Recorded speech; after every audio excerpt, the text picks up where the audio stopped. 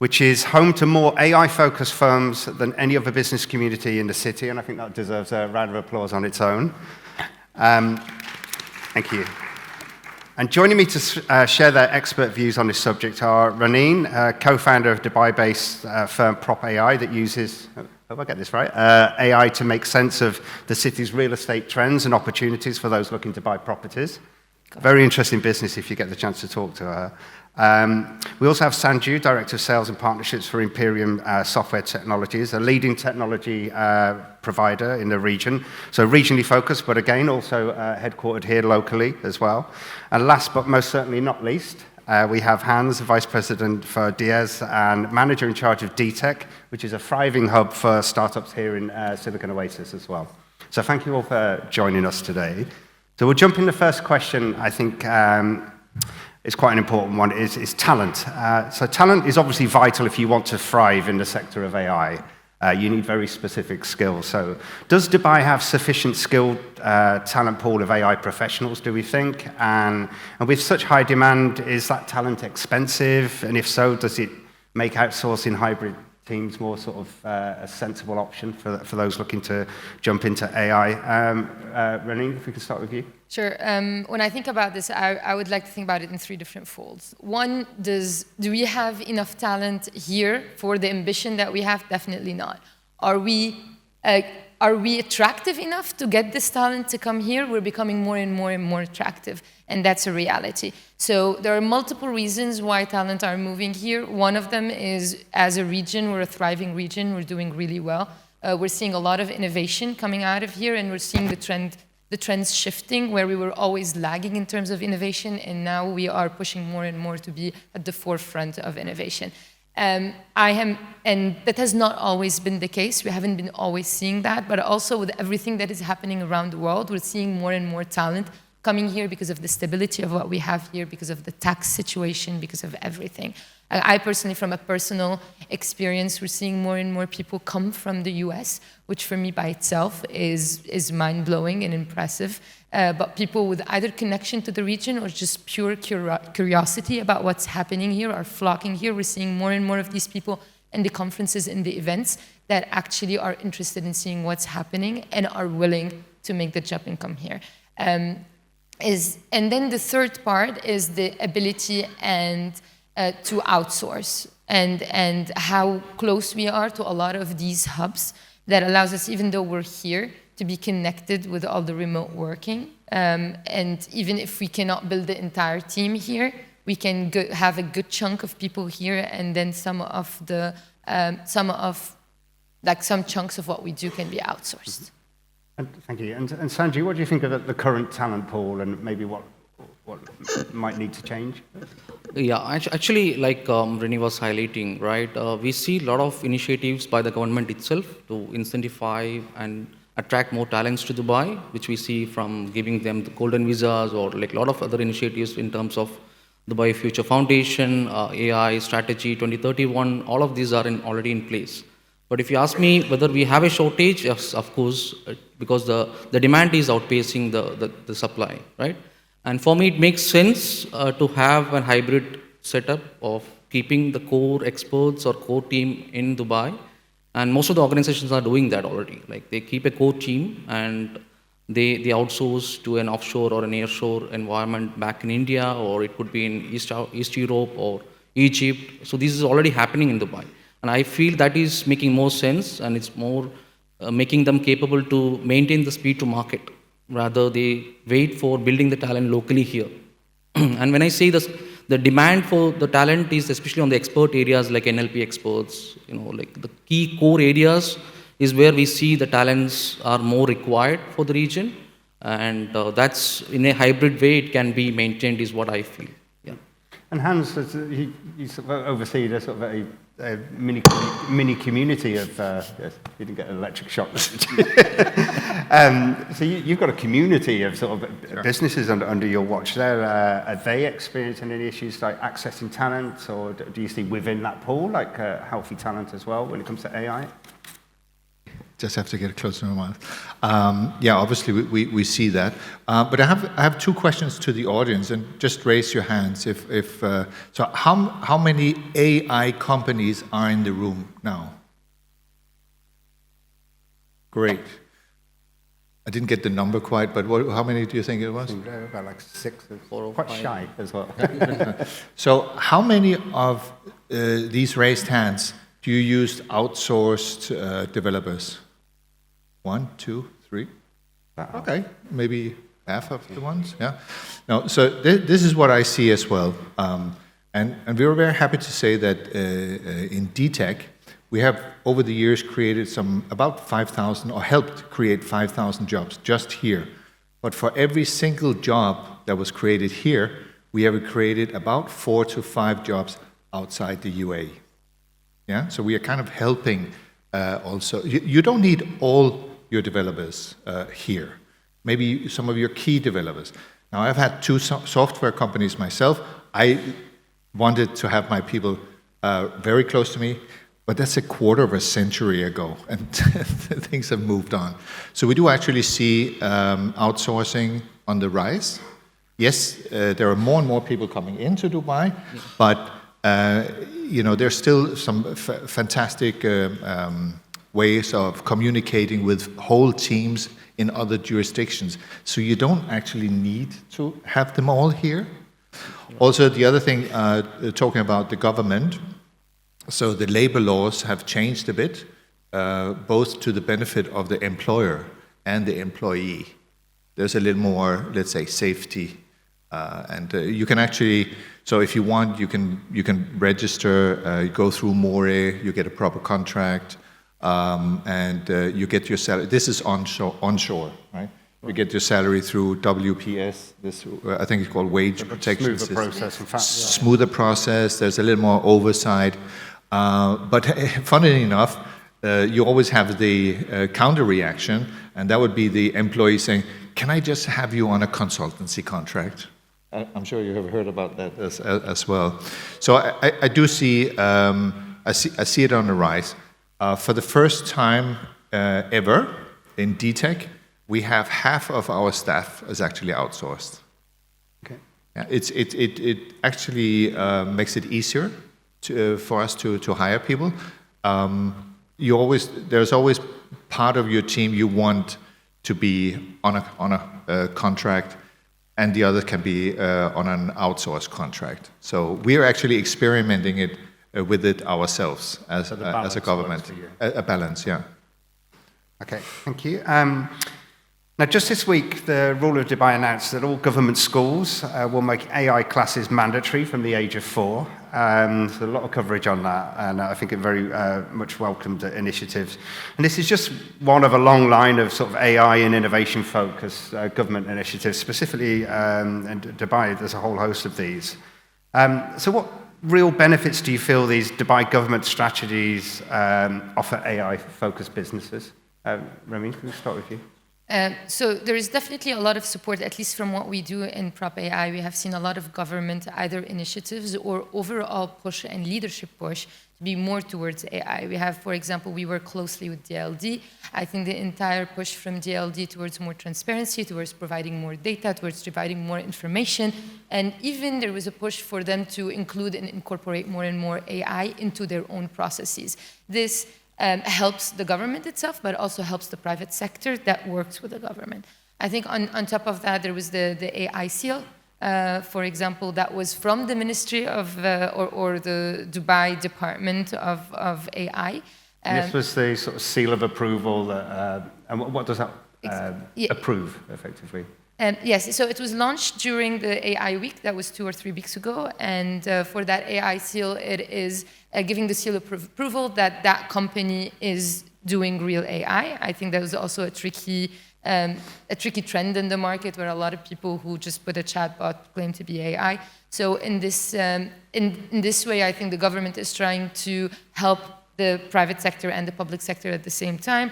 Private sector by giving companies that do real AI the seal of approval that they do real AI in order to protect other people who want to work with them. So, and then it also does it in order to kind of help these companies from overcrowding, from everyone claiming that they do AI, and then things get a... And you recently received this? Yes, so 9 companies received it in the first round, and that happened 3 weeks ago. And it was in the presence of His Highness Sheikh Hamdan, so we're very happy. And how do you think that helps you then, having that the government chose to introduce this sort of seal of approval?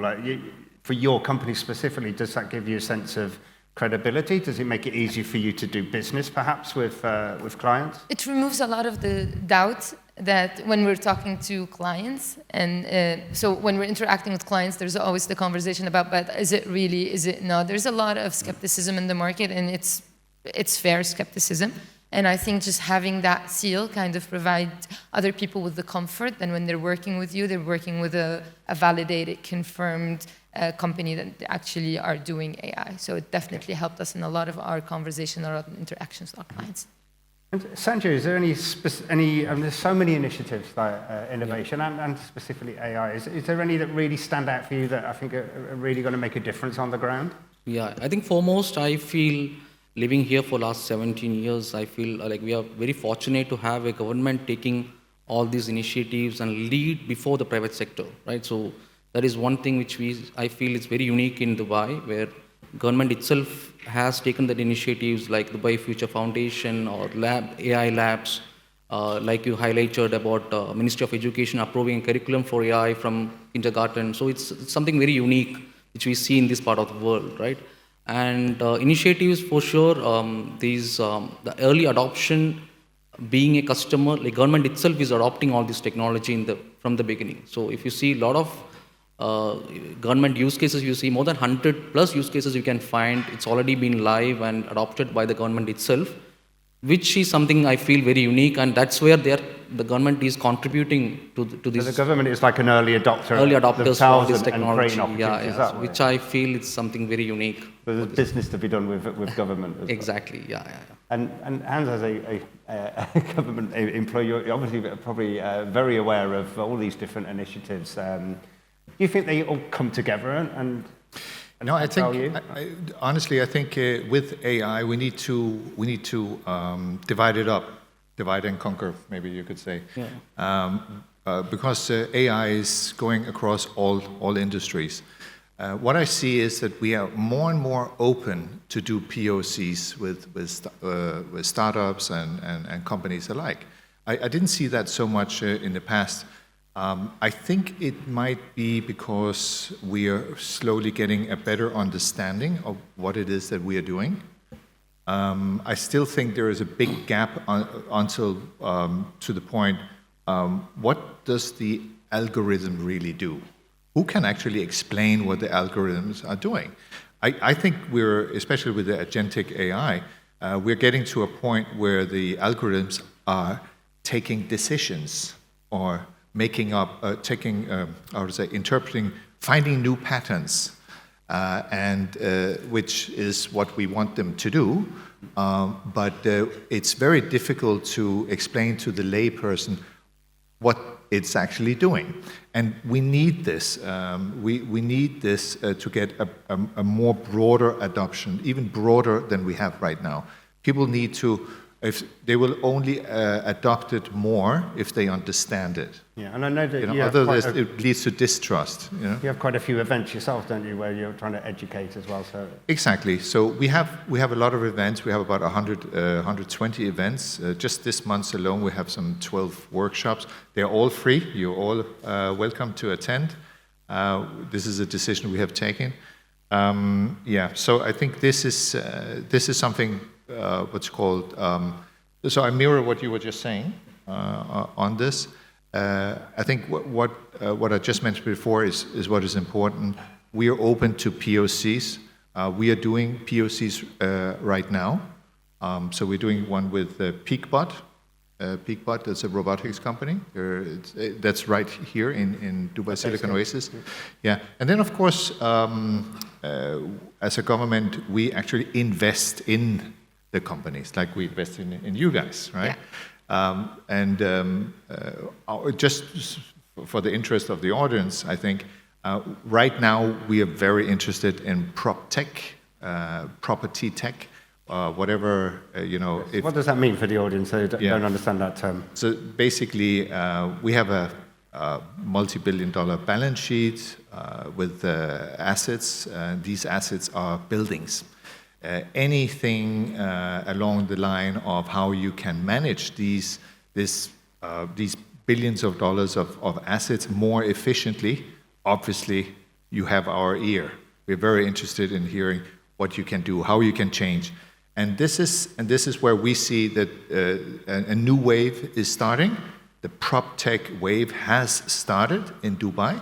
I think there's, we will talk about the other industries later, but prop tech is definitely here. We've already done 2 events on this. So any startups, and most of them have some level of AI, in that. That's why I'm mentioning it now. Can then pitch to the likes of ourselves or DLD. I think you were in the other event. 15 startups pitching to the DLD and to us and some investors. This is help for the. This actually pushes innovation forward fast. There are lots of appetite to work with startups and in the government, as well as the initiatives as well. I think that's real business opportunities. But I think it's also impressive that it's all happening. So the role of the government in here doing these is a lot stronger than anywhere else in the world. And I think that's what makes Dubai a big differentiator. I think everywhere else government is super slow in adapting or taking over any of these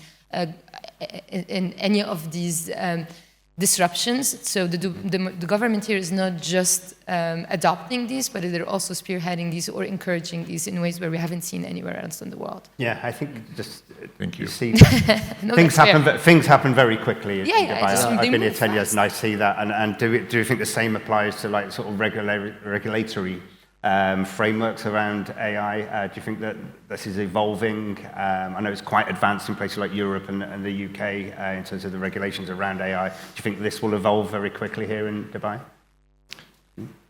Sanju, do you think? Very, very true, Nagel, actually. Because here, if you see some use cases which already been live, right, like smart city integration, if you take from a Dubai government initiative, most of the use cases, what you see, like people accessing a traffic management or smart parking, or it could be accessing the utilities, it's all being powered by AI today. Mm-hmm. So just one smart city integration itself is a live, living example of an AI innovation hub. Mm-hmm. So if you take, because it's already live in Dubai, so definitely I agree. They're very agile. Very agile, yeah. But we're seeing also these sandboxes happen, you know, so where people are trying, so like DFF, for example, as you had mentioned, for PropTechs, for AI, they have these sandboxes and people will get together. The reality is AI is moving so fast. Sometimes having extra and an increased level of regulations would not particularly help it, but would rather stop it from advancing that fast. I think the ability for experimentation will help us here more than not. So we have a nice balance. I hope that we'll keep that balance. And Sanjay, I just want to ask you specifically on the infrastructure. So very important for Dubai to be a great home and become a global hub. Does it have the digital infrastructure to be a competitive global hub for AI?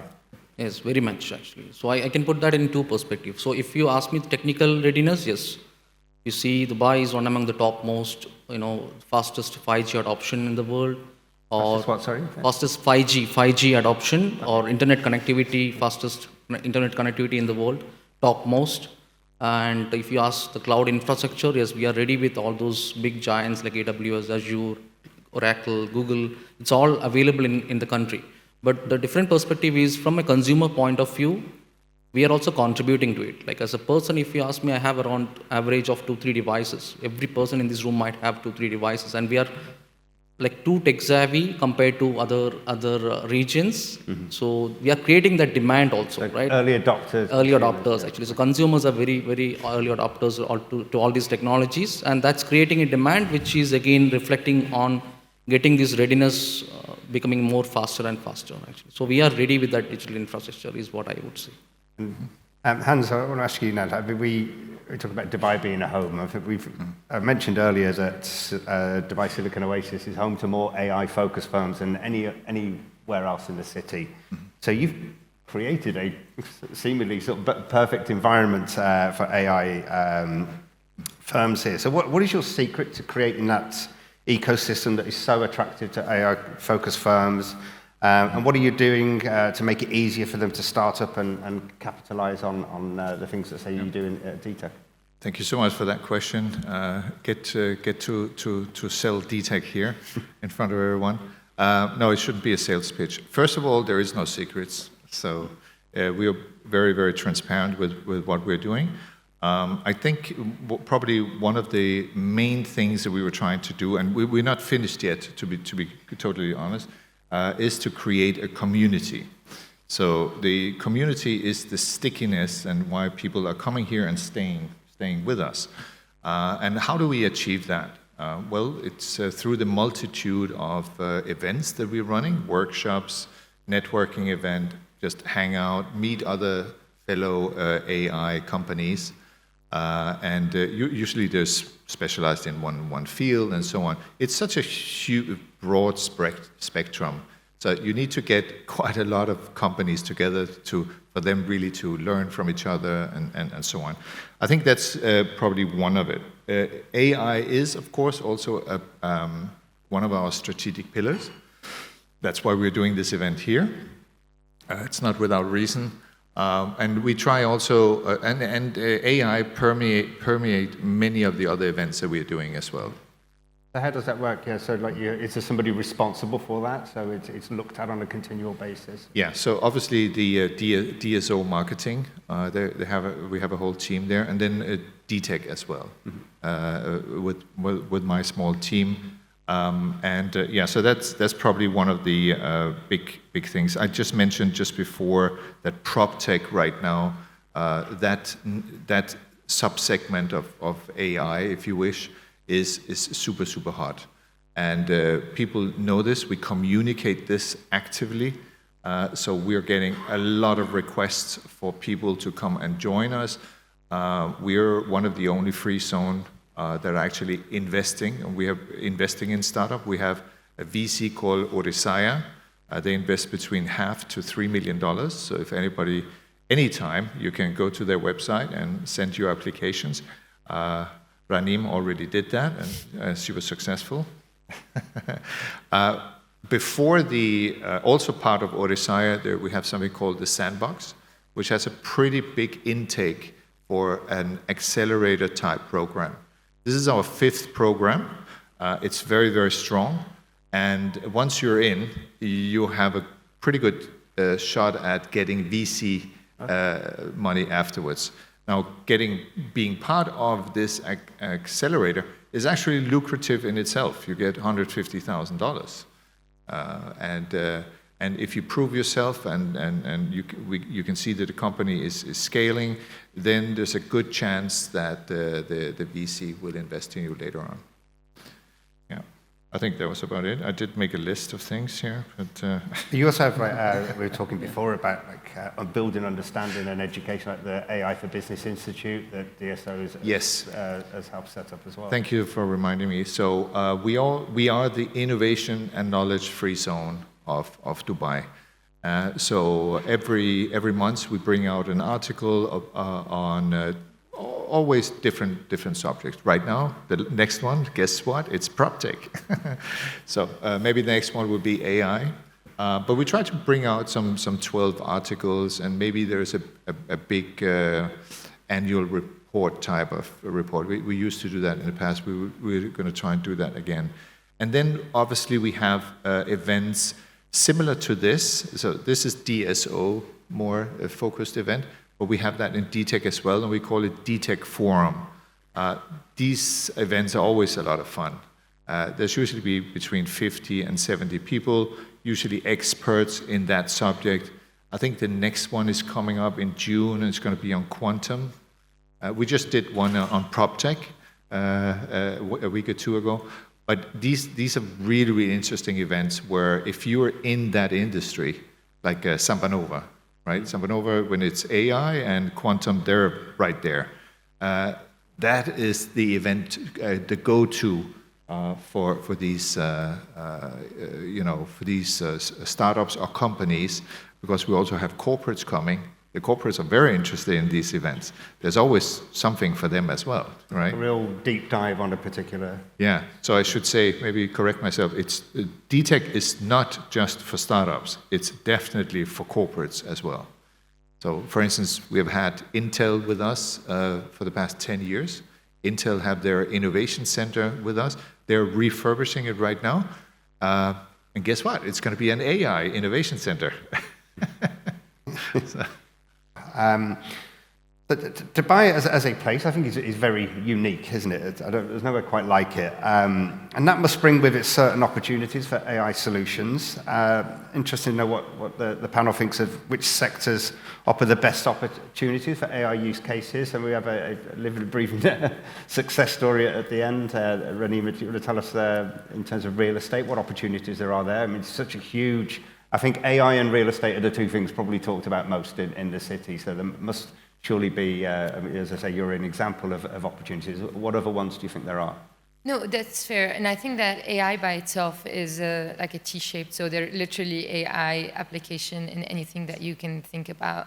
In PropTech, we see it along a long list of use cases, and it starts throughout the value chain. It starts for us, for example, discovery investment part of it, through brokerage communication part of it.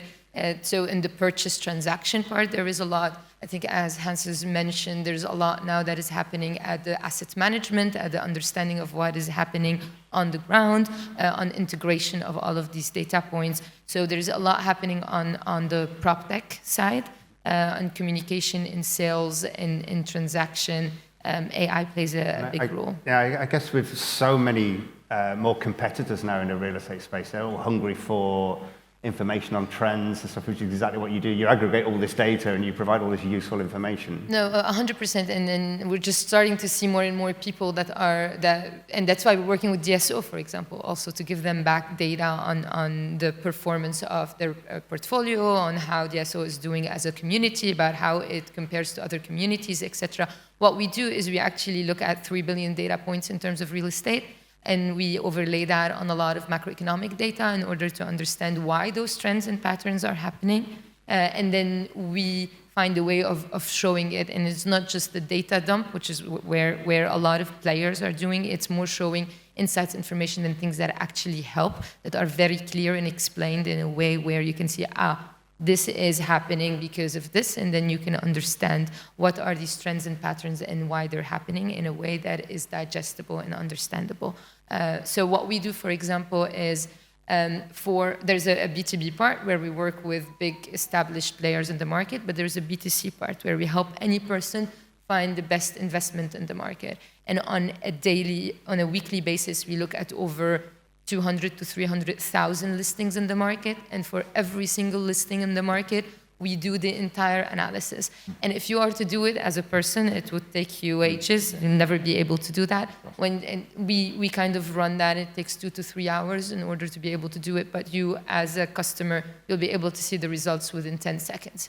And any single listing in the market can be analyzed in less than 3 seconds. I can give you what is their fair market value, what is the rental yield that you can expect, what is the appreciation, the ROI, the IRR, and all the financial metrics. A good example there, if you've got a very busy, quite saturated sector, where if you provide like AI solutions that actually showing trends and information that can help firms be more competitive, then there's going to be high demand. So I guess the same would apply for, say, retail or luxury as well. If you've got the data and using AI to present it in useful ways, then there's going to be huge demand, isn't it? And then we do feel that we have identified a very solid and big pain point that is in the market, and we're solving it. And AI has made it, because AI is more approachable. And so we started 3 years ago, before ChatGPT became the hot topic on the market.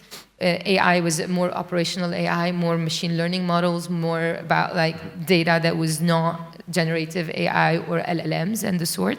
And we started with that model where we said, we need to be able to help people solve a problem that exists there. And then now, for 3 years, AI has moved so fast, and we're constantly trying to adopt and use and leverage whatever is new in the AI field. Thank you. And Hans, as having this connection with this community of startups, where do you see that they see opportunities for AI solutions in Dubai specifically? PropTech? Okay. Not allowed to talk about that. Okay, I got it.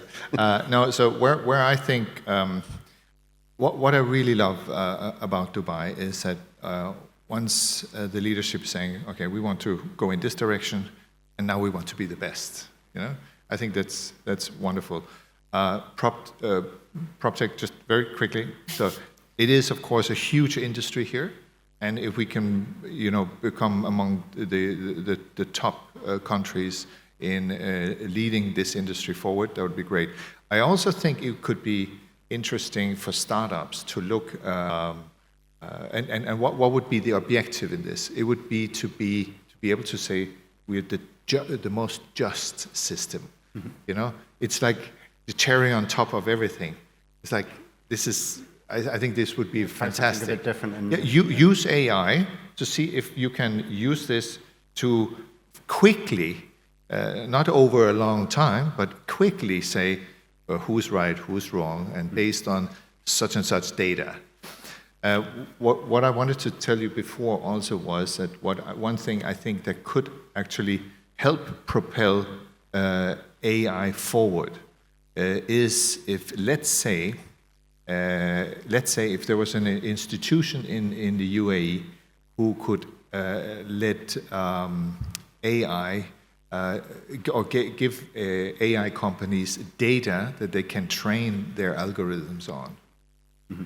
You know, all algorithms needs data, and that's why it works so well with DLD, because of the partnership with DLD, because they have the data, right? And you can start using your AI algorithm on that. But let's say if you would have some kind of not a think tank, but some kind of a data house that is allowing the companies here, the AI company, to use their data for a certain amount of time, anonymously, and train their AIs. Because then we will get the best AI in the world if we are allowed to use specific data. For instance, let's say lung cancer. You would need millions of pictures of lungs to predict if a lung is going to be healthy or get cancer and things like that. I don't think that exists in the country right now. You would need to use that from some other countries. But maybe this is something we could arrange here somehow with, you know, and I think government should do that. They're the ones who should be holding their hand on that data.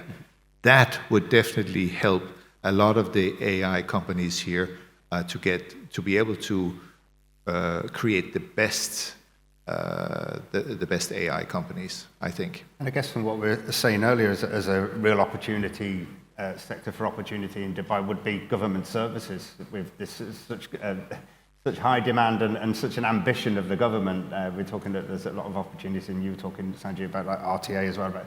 So I think anything that's looking at urban planning, do you think would be quite a good thing with such a still a very fast-growing city? I think they're probably already using it now. Yeah. I think it was a DLD in our last meeting or last event. DLD said they had the data that was at 30,000 new cars came on the street just this year since January. No doubt we all have seen this. The streets are so full. Well, how is it going to end? Are we going to have 9 lanes? From 6 to 9 lanes? I don't know. So we need to figure that one out. Problems for AI to solve, I think. Yeah. And before we're going to move to questions from the audience, so please have a think about a question you might like to ask our panel here. It'd be nice we've got a really good mix, I think, of large companies and sort of startups as well as some students in the audience. So it'd be nice to get questions from each one. Oh, we've got a hand up already, so let's just move straight to that then. Can we get a microphone to this gentleman at the front, please?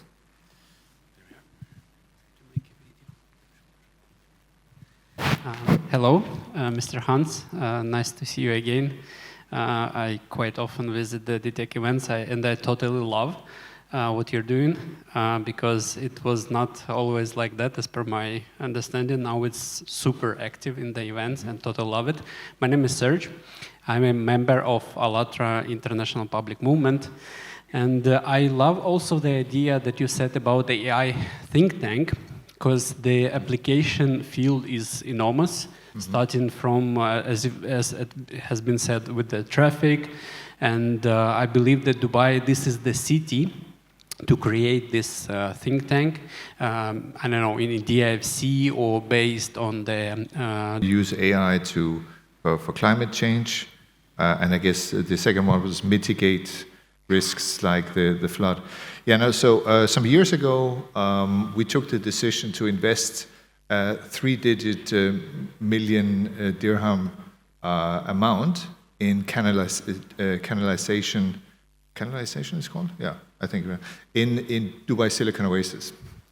Now we were really split because at the time there was those years there was no rain, and now we're investing 100 million, more than 100 million dirham in canalization just in case.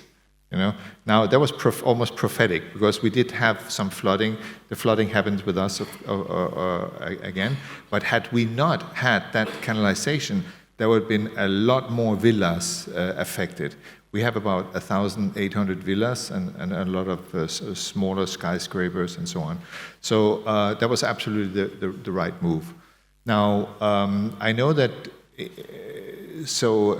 prevention, you have to invest in prevention.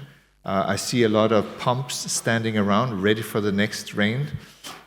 Once we have enough data, and this is something I've been involved in a little bit, once we have enough data to really predict what happens when we do cloud seeding and things like that, so we really see what the effects are, maybe we will be able to predict better how much rain is coming and where it's going to be.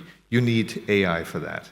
You need a very powerful computer to that. I don't think there is, I think the strongest computers on the world are used for meteorological research. So this is something, maybe with some more years, we will be better at predicting how much should we be doing in that area in terms of cloud seeding. And maybe that's how we can fine-tune it a little more. And of course, then we need to find, with the data that we have today, we need to predict where the water is going to go. And you can also use AI for that.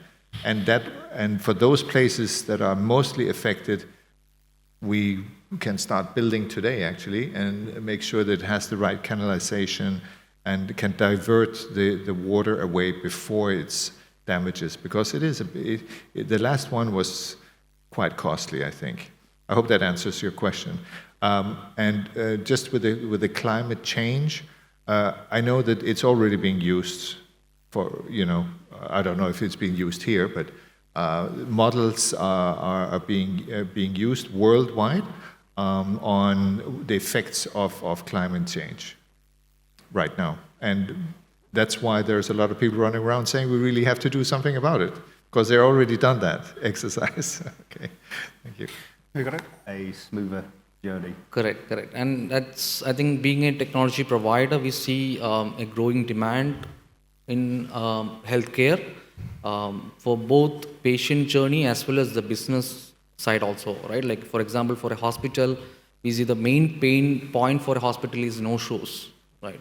So from a business standpoint, if a hospital can predict or take that automation measures to make sure that the no-shows are being lesser or lessen, is going to save a lot of money for the hospital. So from a business standpoint, I think the AI can improve a lot of automation in the back-end processes in terms of appointment scheduling, following up the appointment scheduling without having a human person to follow up manually. Rather, an AI engine can automatically do that in the back-end, right, by sending the alerts, follow-ups, and so that itself will save the money of a hospital business because the no-shows are getting reduced.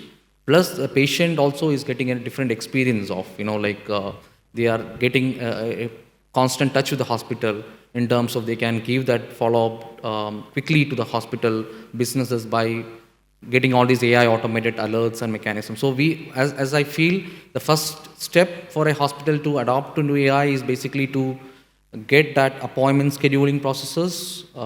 Then the patient, when they come to hospital, they have to spend very less time in filling the forms or processes, like waiting for a process to complete to see a doctor. So that timing, if we can reduce with the help of all these AI engines, is going to be a very helpful step for a hospital to start with, is what I feel. Yeah, please.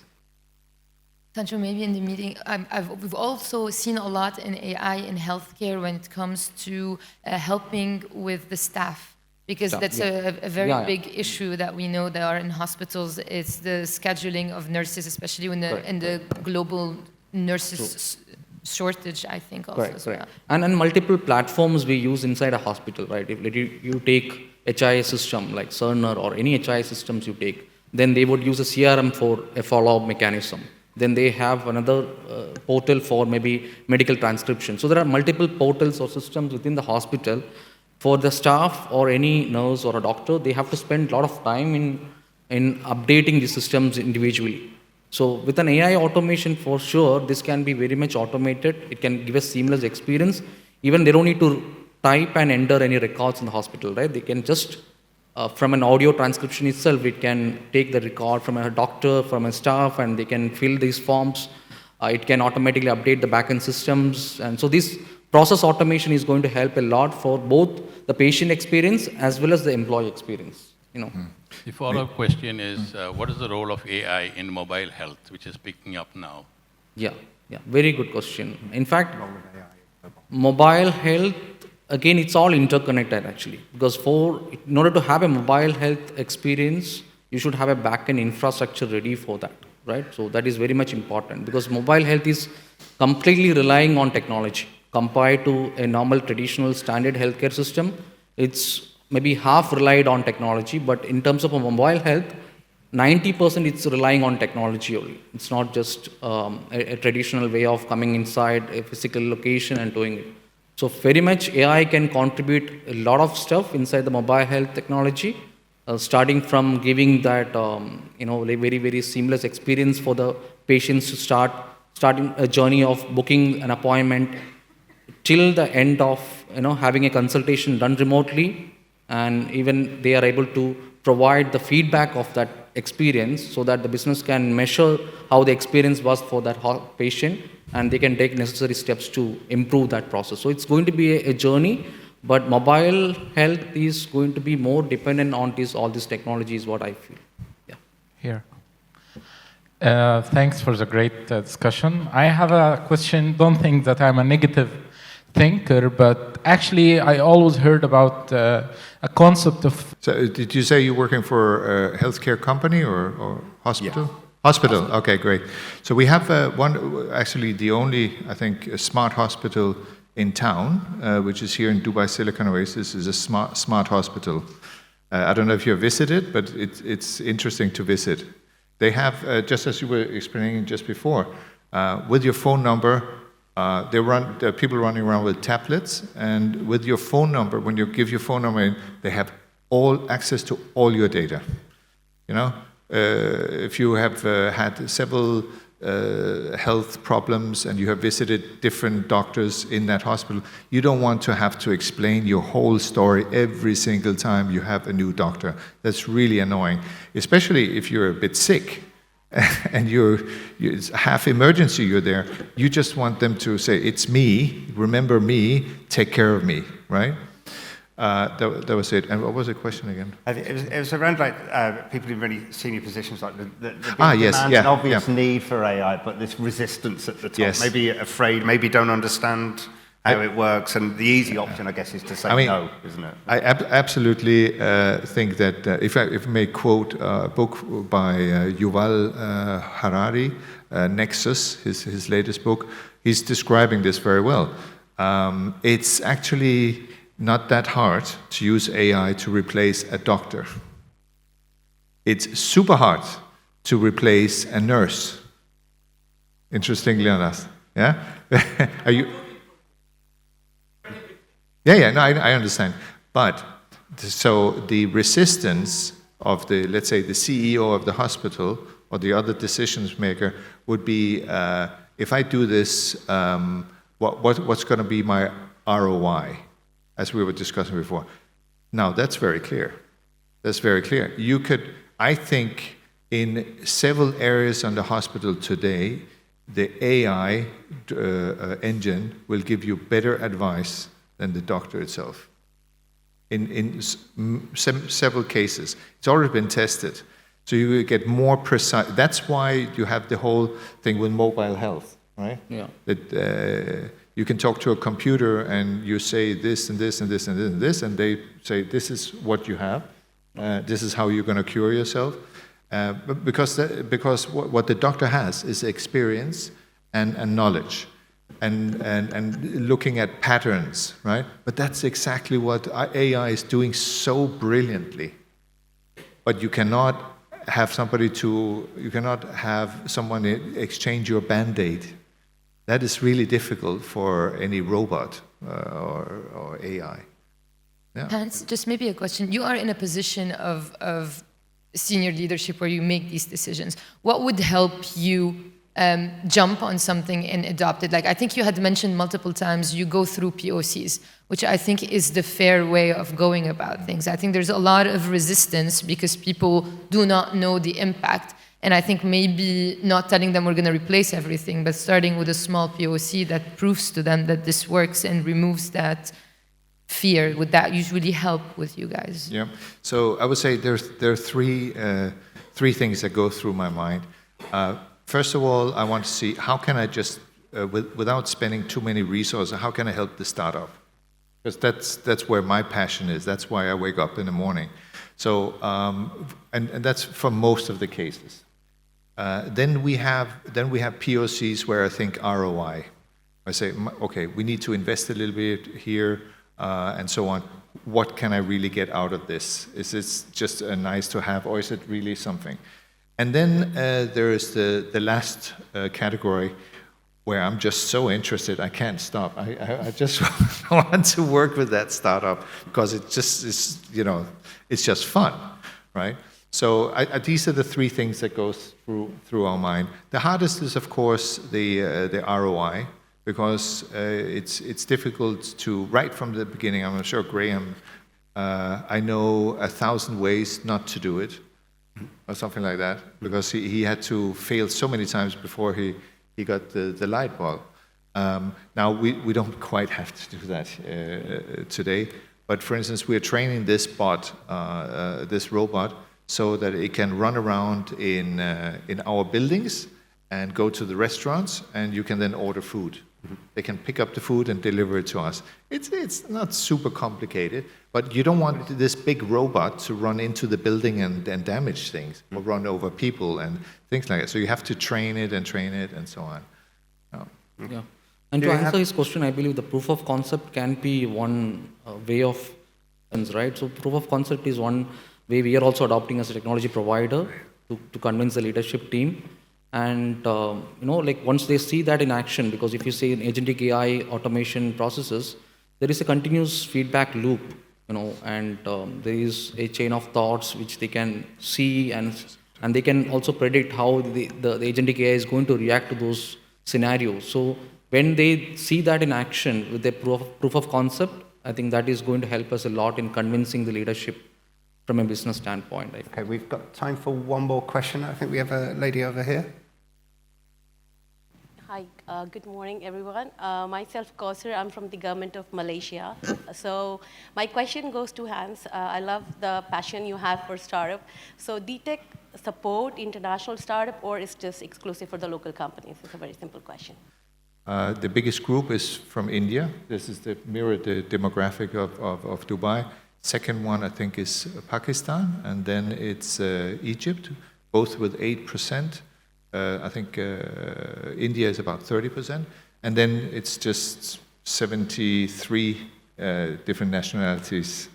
So basically, almost from half the world is there. Thank you. And I guess we got time for just maybe one last comment from the panel. If you could just tell me, what would you say is perhaps the biggest benefit Dubai has to offer an AI firm to be successful? If you can just give me what you think the biggest benefit, just one. The biggest benefit that Dubai has to offer? Yeah, as an AI firm. to an AI firm. I think Dubai is unique in what it has to offer overall. No, I think Dubai and AI I think the support of everything that is around us, but I think also the convenience of being in Dubai and on working on AI and the ability for us to, like for me in specific, the access to data, the information, all of those things, and I think more and more the transparency that Dubai is pushing and the openness to all of the new technologies that exist out there. Thank you. Nationalities, access to multicultural people. So it's a diverse data access, right? And also you see that option, even though US or Europe is more mature in terms of AI technology, but the adoption rate here we see is much more higher than any other countries, right? So, and they can consider Dubai being a hub of innovation, and they can, try to replicate that success across the countries and regions around Dubai. So I think that is what I feel. And the biggest benefit Dubai has to offer an AI-focused firm? For me, it's very, very clear. The unmatchable spirit that Dubai has, that you don't find anywhere else like Dubai. And this spirit, open to innovation, it's the most important ingredient to get things done. The ambition. Yeah. Ambition. Actually, just because that reminded me, I read somewhere that Dubai is the most successful startup in the world. And I think that is so true on so many levels. It's so agile and so fast moving, and that also fosters a lot of innovation. So much in a little space of time. And hopefully that's the same for its AI journey as well. So thank you very much to our panel. Some really, really great insights shared there. And thank you for your questions in the audience as well.